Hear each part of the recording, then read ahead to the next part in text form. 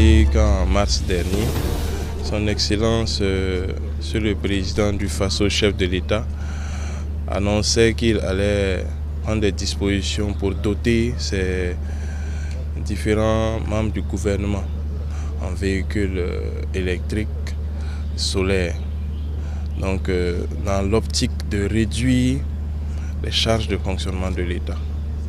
Également, partant de cette ambition, il était question d'avoir des véhicules écologiques pour préserver l'environnement et garantir davantage la santé des populations, surtout dans les milieux urbains.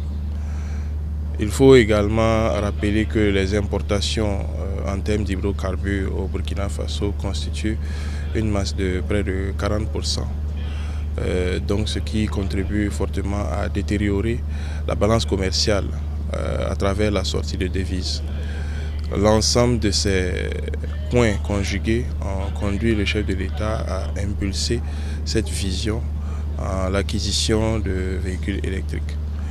Il est donc important de noter qu'à travers ce message en mars dernier, le Fonds burkinabé de développement économique et social a entrepris des travaux et est actuellement en partenariat avec une start-up qui va installer une unité industrielle d'assemblage de véhicules électriques entièrement réalisée ici, des véhicules montés localement avec des Burkinabés. Et cette unité industrielle, en tout cas, prévoit de mettre à la disposition des Burkinabés ces premiers véhicules entièrement montés au Burkina Faso dans le premier trimestre de l'année 2025. Il y a également des personnes et des groupes qui ne sont pas restés insensibles à la vision du chef de l'État.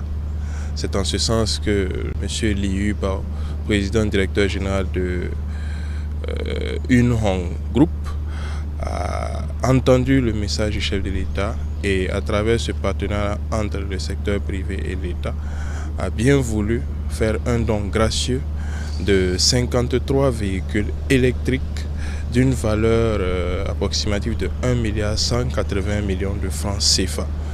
Donc à ce jour, une trentaine de ces véhicules a été réceptionnée et nous attendons les restes dans les jours à venir. C'est l'opportunité pour moi de saluer en tout cas ce partenariat très intéressant. On a reçu ce matin au nom du chef de l'État des véhicules électriques qui vont être utilisés par les membres du gouvernement. Cela montre la volonté du chef de l'État de faire en sorte que nous puissions d'abord travailler à protéger notre environnement parce qu'il s'agit bien de véhicules écologiques, mais également travailler à réduire le train de vie de l'État parce que vous savez que les véhicules que nous utilisons, la consommation de carburant est très élevée. Donc avec ces véhicules électriques, ça va permettre véritablement de réduire le train de vie de l'État et de faire une transition vers les véhicules écologiques de façon générale.